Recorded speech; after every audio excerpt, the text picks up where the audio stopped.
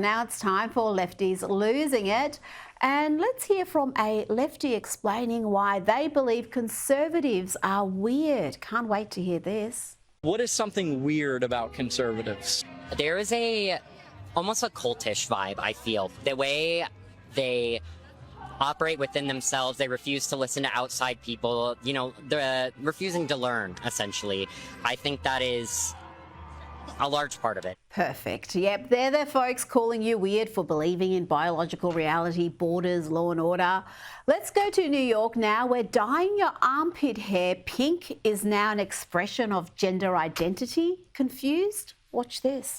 Have you ever gone to a salon to dye your armpit and eyebrow hair? Well, if you haven't, now's your chance. This Pride Month, Billy is hosting a complimentary That means free hair affirmation station at Happy Place Studio in New York City, where you can get your body hair styled and dyed. For me, expressing myself through my hair is such an important part of feeling confident in my appearance as a queer person. Not only does dyeing my hair make me feel empowered, it helps affirm my gender identity too.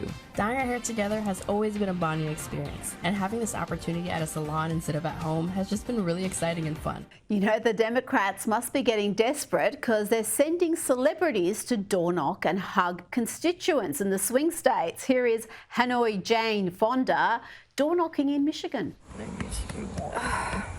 I've never done this for a president. I've done it for, I had an ex-husband who came from Royal Oak, Michigan. Ooh. I've done it for him. But I've never done it for a president, but this is most important. Oh, definitely. We have to get them elected. Talking about kooky celebs, remember when Howard Stern was edgy and cool? Me neither, I'm not 100. Stern is only getting worse. Listen to this bile-filled rant about Trump supporters. I hate the guy. I hate the people who vote for him. I think they're stupid. I do. I'll be honest with you. I have no respect for you. Now to one of the Democrats' biggest celebrity backers, Puff Daddy P. Diddy, Sean Combs. He has many names and is now facing many serious charges. But it wasn't long ago that P. Diddy was endorsing Democrats, raising money for them and running vote campaigns. He was so prolific and effective that Jimmy Kimmel wanted him to run for president. Remember this? Maybe you could be president. Do you ever think about anything like that? No. What about you? Yeah, and I wouldn't do a better job, but I think I would, you know what, I would, if you agreed to run for president, I would be happy to be your running mate. Let's put it that way, all right? Now to CBS, where a reporter had this triggering news for lefties about the battleground state of Nevada. It seems nowadays Nevada is MAGA country. But what was really incredible is in every single restaurant of the people willing to talk to us, we could only find one Harris supporter in every restaurant, and we left no stone unturned. I approached every single person. Now, every now and then, CNN allow a lone figure from the centre-right to appear on one of their panels to be typically bashed by lefties, but here Scott Jennings manages to extract from the CNN crew that they know the bloodbath lie is a lie, but they allow it to be aired daily without correction or context. It is said by every Democrat working for or around her campaign every day on this network and every other one. The bloodbath thing is stated every single day. Okay, let me But my point is, dictator, bloodbath, eliminate Constitution. Hold on. What do you think that does? Just to clear this up, you're referring to Trump's use of the word bloodbath when he was talking. And what was he talking about? I'm going to explain it to people because I think there's confusion about this. Use of the word bloodbath when he was talking about, vehicle manufacturing jobs in the United States.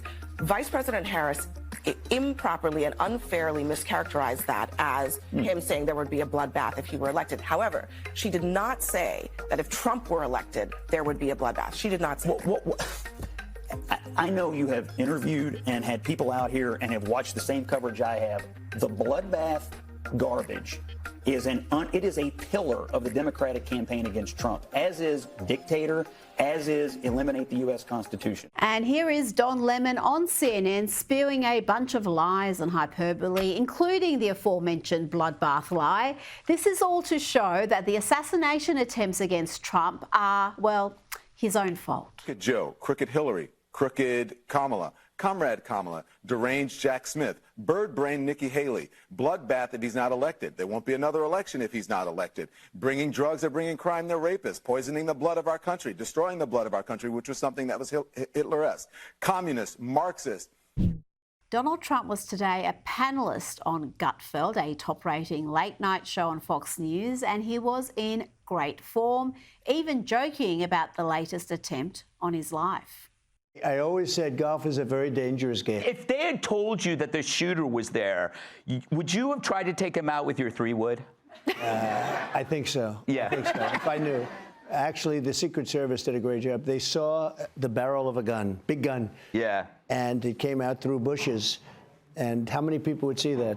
You know, he really was very exceptional. And he spoke about how incredibly lucky he has been in both these assassination attempts, or perhaps it's something more than luck. Fortunately, so far, I've been very lucky, or something is greater than all of us. Ooh. It is. Something is up there. Someone is up there, maybe watching over us. I think he's voting for you. Yeah. It's funny. I always thought the most dangerous job was feeding The View. But you bring up God.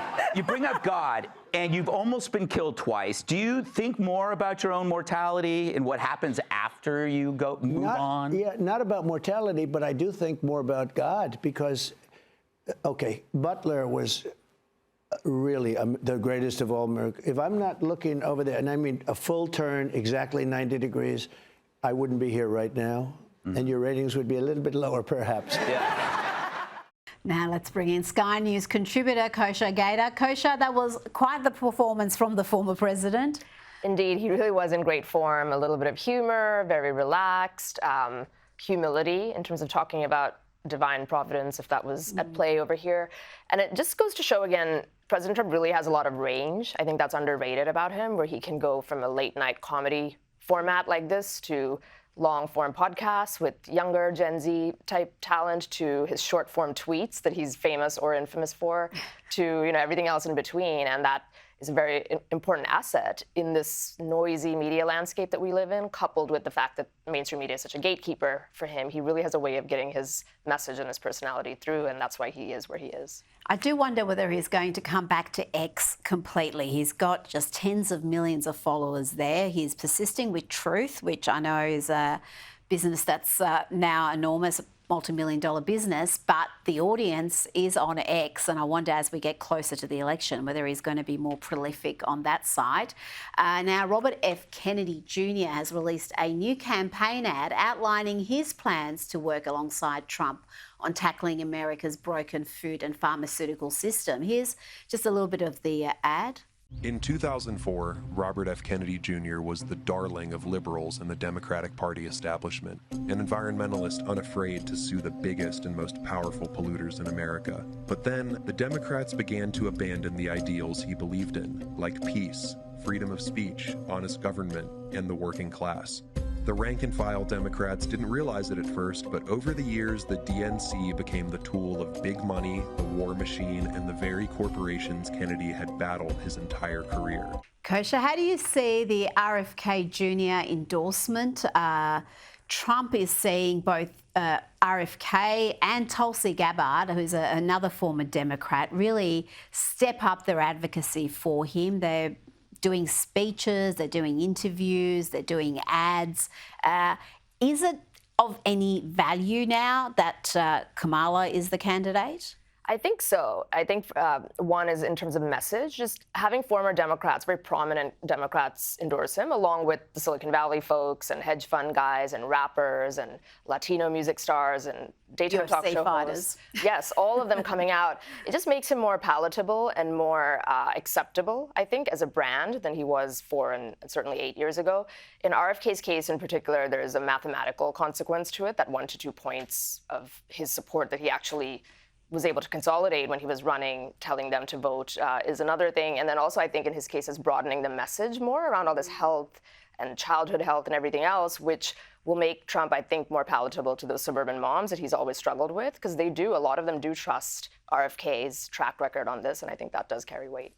Well, we've also got prominent former Republicans, or some people will call them rhinos, Republicans in name only, backing Harris.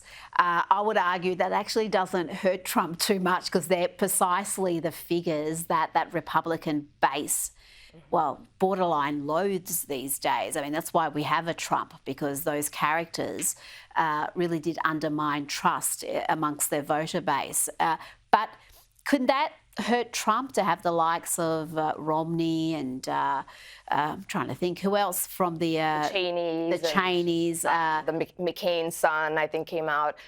I think you're right that by now, by 2024, not so much, because it's just crystallizing the shape of the two parties is changing, and it's about populism versus the establishment, and those guys really personify establishment, and I think, to your point, it just crystallizes how Trump has remade the Republican Party in his image, and I think that just furthers that message, and it's not going to get too many Democrats to vote for Kamala, I think.